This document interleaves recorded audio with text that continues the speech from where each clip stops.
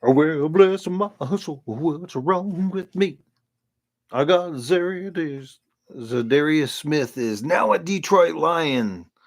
Congratulations. Welcome to the team. Welcome to your first Super Bowl season. All right, we've got our pass rusher.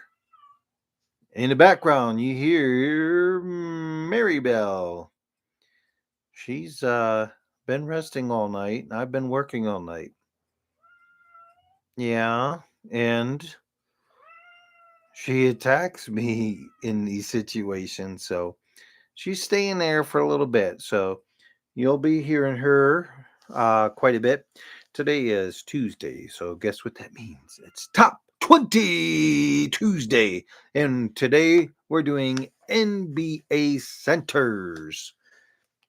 Da da dun da. Who's number 20? And before I make this list, I know there's going to be discrepancies. Please jot down your top 20 and feel free to put that in the comments. And if you're lucky enough to join, I don't have anybody join yet, but if you want to join, we can discuss that as well. My number 20 is out of Georgetown University.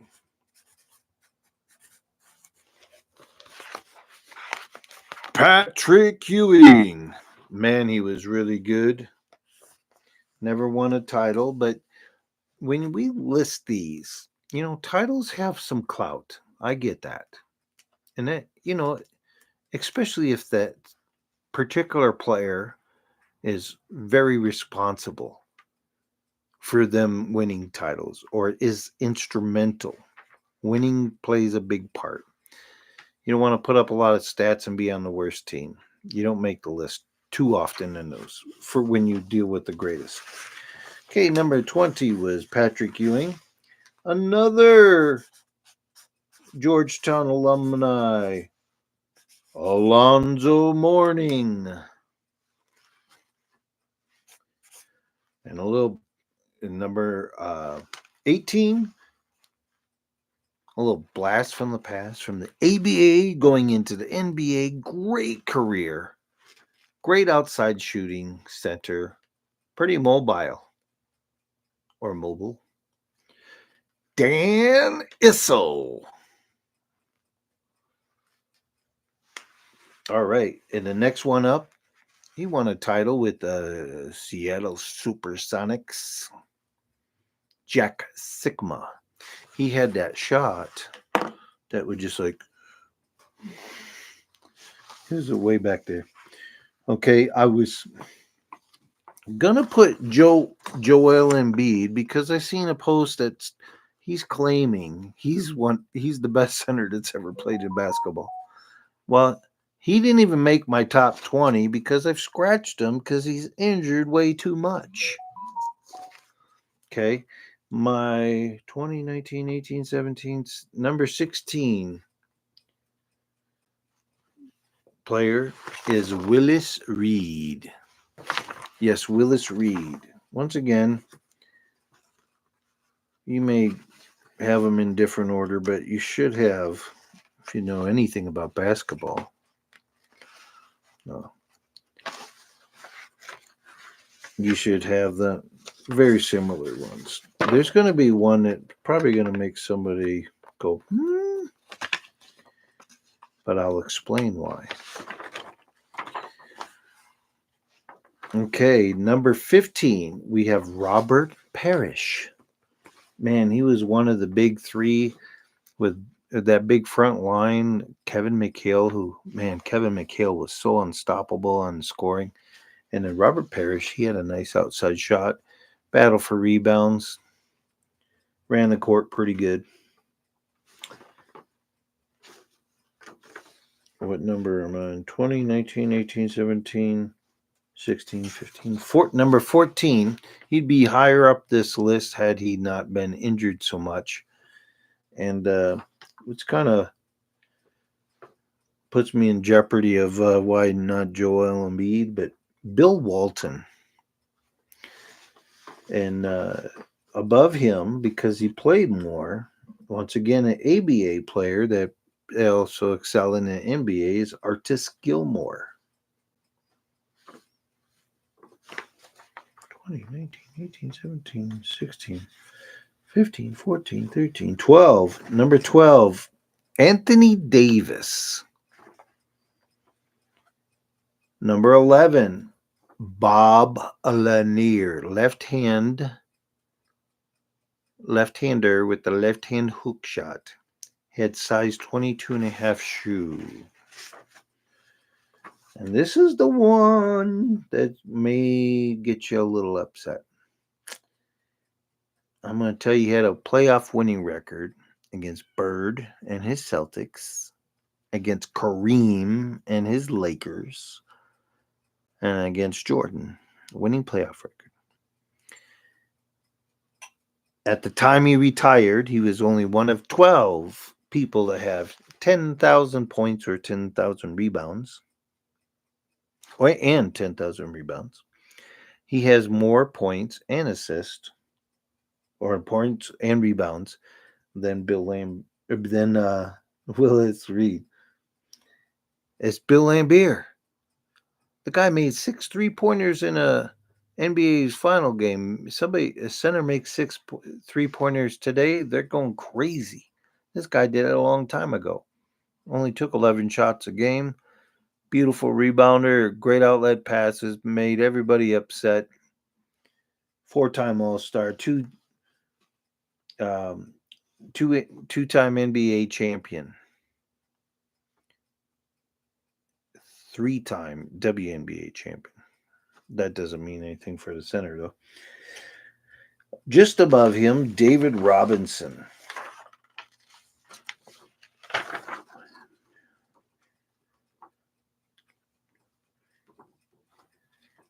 My final 8. George Mikan, the first big man. Number 7, Moses Malone. Number 6, Hakeem Olajuwon.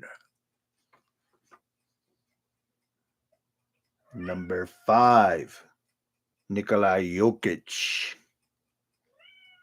That's a pretty good number for him. He's still got a lot to go. He's going to move up at that least. Number 4, Shaquille O'Neal. I've got to put Bill Russell at number 3. 11 championships in 13 years. That's some serious stuff, folks. The number 2 center of all time, Kareem Abdul-Jabbar, a.k.a. Lou Alcindor. And number 1 center of all time, Wilt Chamberlain. That guy had 100 points in a game. He grabbed 55 rebounds in a game against Bill Russell and his Celtics. He won 2 NBA championships. He had 26 blocks in one game against the Detroit Pistons. That was before they actually counted them, but witnesses said it was 26. They told him he needed to shoot less, so he led the league in assist. Think about that. He's the only center to lead the league in assist. Jokic might be able to do that. And when they start talking about how many triple doubles Jokic has as a center, and if you added all the blocks that Will Chamberlain would have had, he'd had quadruple doubles. I remember, one of my favorite guys on this whole list is Shaquille O'Neal. Somebody had like 6 points, 3 rebounds, 2 assists, 1 block, or 2 assists. He said he had a triple single. I love those guys. Well, once again, I'm going to go down the list a little faster. Starting number 1, Wilt Chamberlain. Number 2, Kareem Abdul-Jabbar. Number 3, Bill Russell. Shaquille O'Neal. Number 4, Jokic. Number 5, Hakeem. Number 6, Moses Malone. Number 6, George Mikan. Number 7, No, that's number 8. George Mikan, number 8. David Robinson, number 9. Bill Laimbeer, number 10. A week before he retired, he played a young Shaquille O'Neal and outscored him.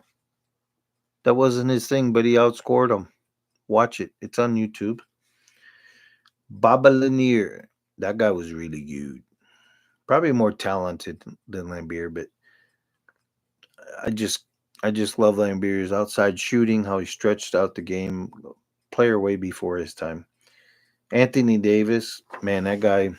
I watched him play against the Detroit Pistons last night. Scored a lot of points. He's leading the league in scoring right now. I know it's early, but he's still doing it. He can play point guard. Speaking of the Detroit Pistons, I was very, very frustrated. Very frustrated. And you can watch a video. I'm outside my head about when they lost to the New York Knicks. I just didn't see the effort. I seen bad chemistry. I seen people that aren't, you know, and I didn't diss the coach though. I'll give myself credit for that. They have won 2 in a row now. They beat the Brooklyn Nets and now the Los Angeles Lakers in back-to-back games, mind you. Early on, it was uh, Tim Hardaway Jr. that went off and was just dropping these 3 pointers. He scored 19 points during the game, but he scored most of them early on. Cade Cunningham was having a great all-around game, but there was just something off a little bit, and I just felt that down the road, down the end, he might um, finish the game off, and he sure did. And Jaden Ivey scored 26 points. His speed, he's very strong. He busts through there like Jameer Gibbs. Speaking of that, Jameer Gibbs, David Montgomery, um, I believe it was Brian Branch that was there too. There's a few Detroit Lions in that front row that they showed, and I believe there's a couple of players that we have on the Pistons that could fit in with the Lions pretty well, and Jaden Ivey be one of them. He runs through there like a running back. Actually, there's three, and I called this. If you go back and watch a video during this game at crucial points, because of foul trouble to Tobias Harris, the rookie, and I love this kid. Uh, the way he plays, he's so fast, and there's just this kind of like mature look to him that, like, hey, this is my league, and I can play street ball with anybody on the planet. Look to him, and Holland, he's so fast. He's so athletic. He can jump. I mean, he just does everything on the court well. Defends very well. Kind of a he's very pesty on the defense, and there's just a look to him. But he blended in. He was part of that with that starting five in minus Tobias Harris. He was substituting for him. Played very great. Um, Ivy was driving to the hole, and then towards the end, Cade Cunningham took it to the hole, scored on some flip shots, made some nice passes, and Jalen Duren got some dunks. Jaden Ivey got a super dunk. Jaden Ivey hit a 3-pointer, a couple other shots to kind of seal the deal.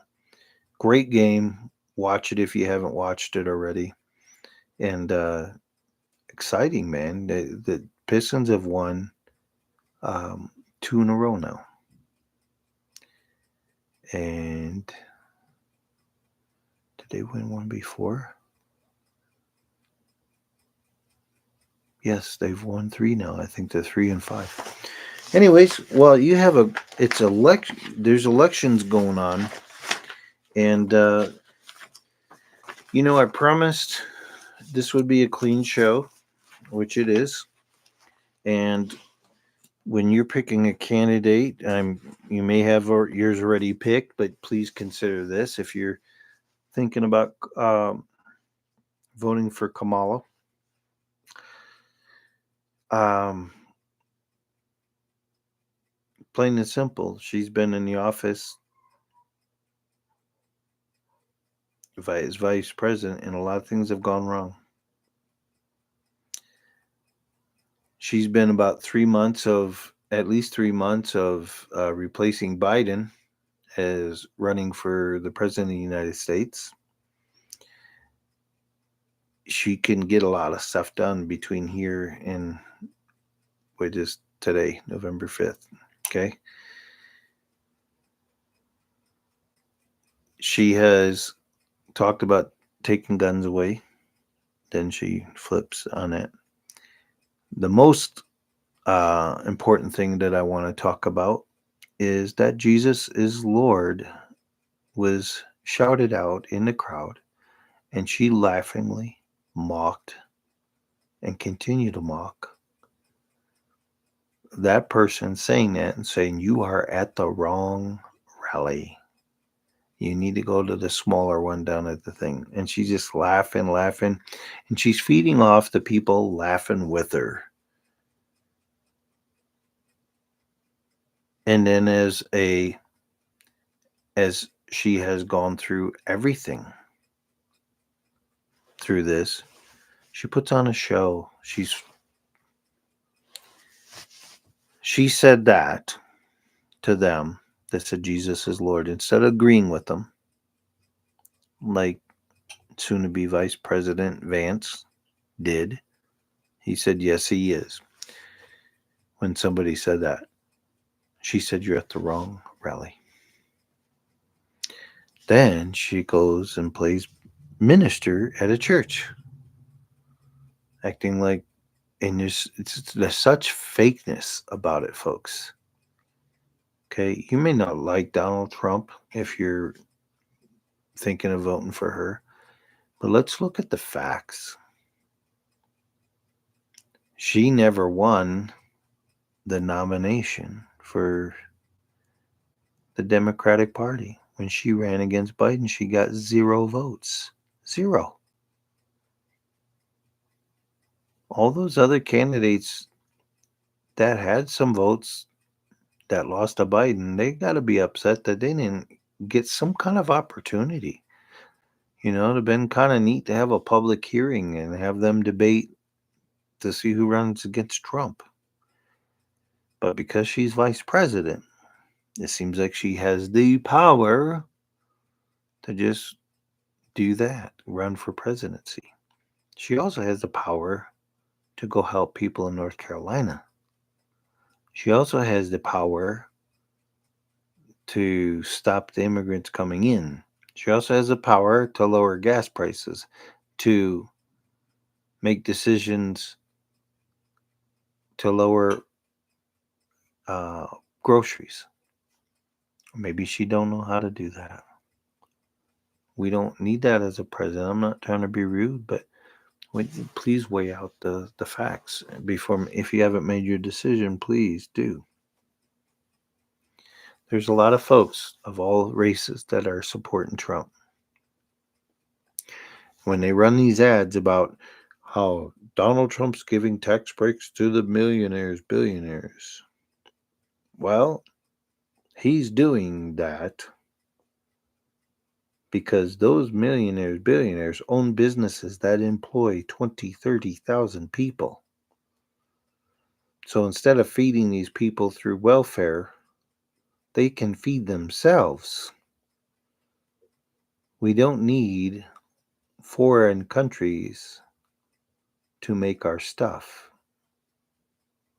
And it's what's going to happen. All the foreign countries are getting rich at our expense. With Donald Trump, we've already seen what he can do. God bless you guys. You go out and vote if you haven't voted already, and we'll see you tomorrow.